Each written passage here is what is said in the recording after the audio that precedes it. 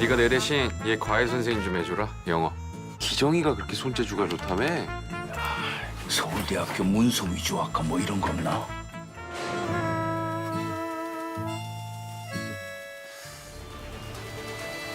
지금 진짜로 이상한 게 온 것 같아.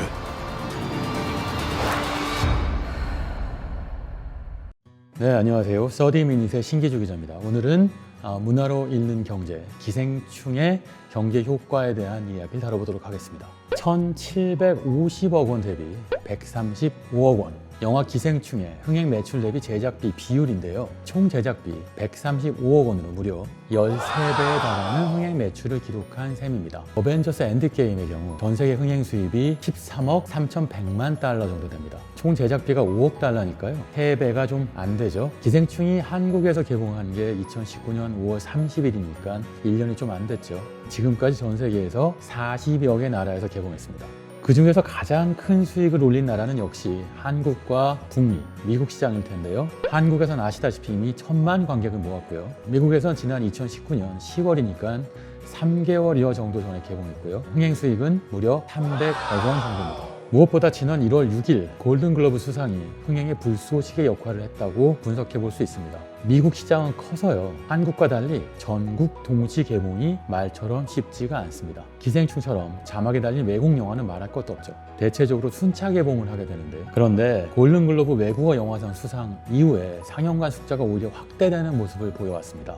155개에서 222개로 늘어났죠. 이른바 역주행을 하고 있는 겁니다. 당연히 매출 역시 60% 가까이 증가했습니다. 기생충은 2월 9일로 예정된 아카데미 영화상에서도 수상이 크게 기대되고 있습니다. 작품상, 감독상, 각본상, 편집상, 미술상, 국제영화상까지 모두 6개 부문에 노미네이트 되었는데요. 이른바 오스카 캠페인 효과라는 것 때문에 기생충의 흥행 수익이 그 이후에 극적으로 증가할 것으로 전망되기도 합니다. 자, 오스카 캠페인 효과라는 건 북미 시장에서 미국 영화배우 조합상하고요, 골든글러브하고 아카데미까지 이어지는 3개월 정도의 수상 레이스를 펼치면서 평단하고 흥행에서 모두 성과를 내는 경우를 말합니다. 기생충의 경우엔 칸 영화제 황금용녀상 수상이라고 하는 칸 캠페인 효과를 누린 경우니까요. 전 세계 영화 시장에서 결국 글로벌 시장과 북미 시장 모두를 칸과 아카데미로 석권하고 있다고 할 수 있죠. 자, 할리우드 영화의 경우에도요. 글로벌 시장을 노리고 칸 영화제를 전략적으로 겨냥하는 경우가 있는데,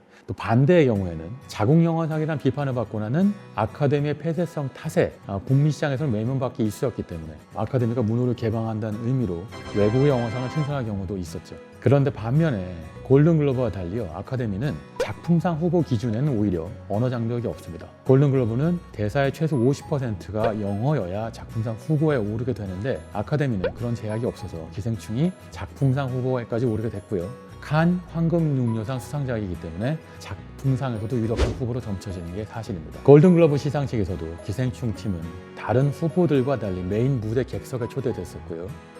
골든글러브는 할리우드 외신 기자들이 선정한 영화계의 내부 행사적 의미가 강하니까요. 기생충이 메인 무대에 초대됐고 수상까지 했다는 건 할리우드 영화계의 판도의 변화를 보여주는 의미가 큽니다. 예를 들어드리자면 지금 전 세계 영화 산업을 주도하고 있는 OTT 서비스의 대명사인 넷플릭스의 테드 사란도스, 그리고 애플의 팀 쿡이 객석에서 제작자와 배우들과 함께 시간을 보내고 있었고, 넷플릭스를 통해서 개봉한 아이리시맨의 마틴 스콜세지, 알파치노, 로버트 드니로, 조 페시가 주목받았습니다. 이것만 놓고 봐도 영화 산업의 경제적 중심이 헐리우드 메이저들에서 OTT 서비스를 운영하는 넷플릭스와 애플 등으로 움직이고 있다는 걸 단적으로 알 수 있죠. 자, 여기에서 기생충의 수상은 팀 쿡의 참여나 또는 테드 서란도스와 넷플릭스의 부상과는 전혀 다른 지각 변동을 여러 가지로 의미하게 됩니다. 일단 작은 변동부터 볼까요? 봉준호 감독은 수년 전 옥자 개봉 당시만 해도 넷플릭스 영화라는 이유만으로 칸에서 외면받았습니다. 지금은 넷플릭스 영화와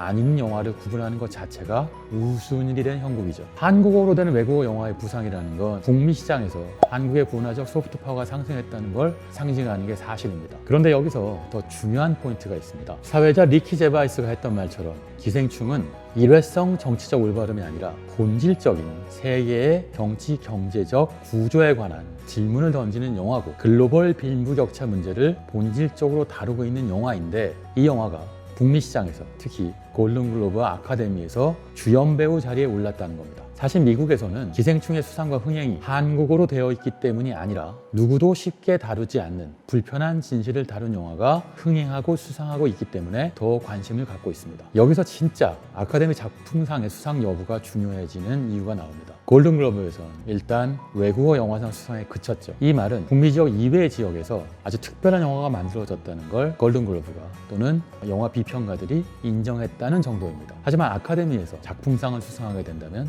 이야기가 다르죠. 봉준호의 질문이 얼마나 보편적인 울림을 만들어낸 것인가를 인정하게 되는 겁니다. 그리고 실제로 가능성은 매우 높습니다. 사실 기생충은 2008년 미국발 금융위기 이후 미국 사회에서 지속적으로 제기돼 왔던 양극화, 빈부격차 문제를 정면으로 다룬 영화입니다. 오히려 헐리우드에선 한사코 외면해온 문제이기도 하죠. 이 부분이 매우 중요한데요.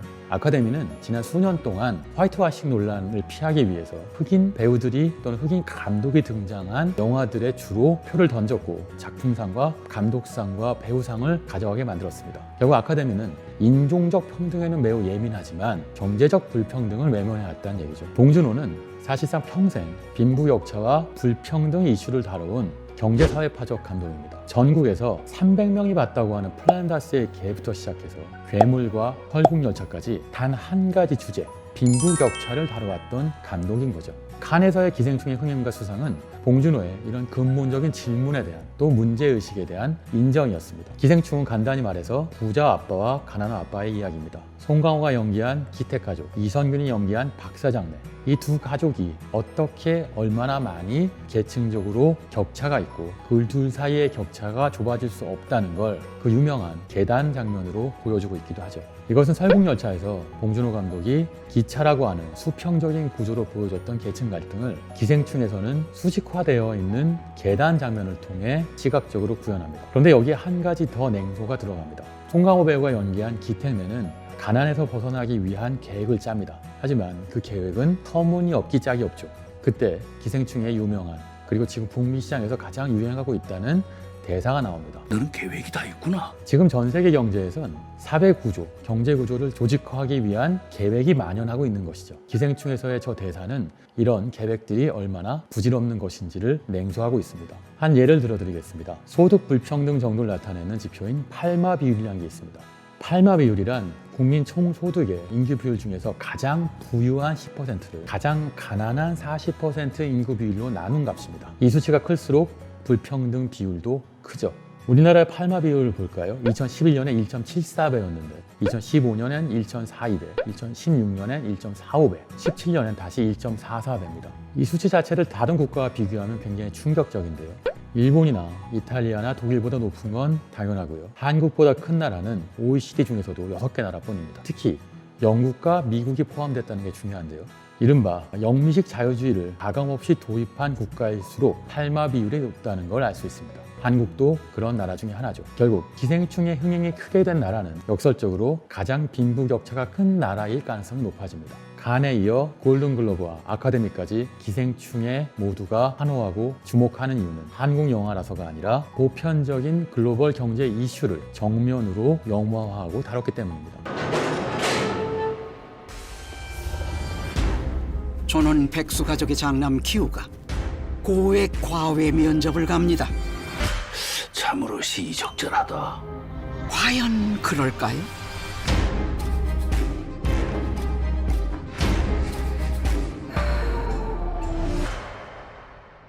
지금까지 기생충이 칸을 시작으로 아카데미까지 뜨겁게 주목받은 이유에 대해서 알아봤고요. 기생충이 던진 결코 가볍지 않은 질문들에 대해서도 살펴봤습니다.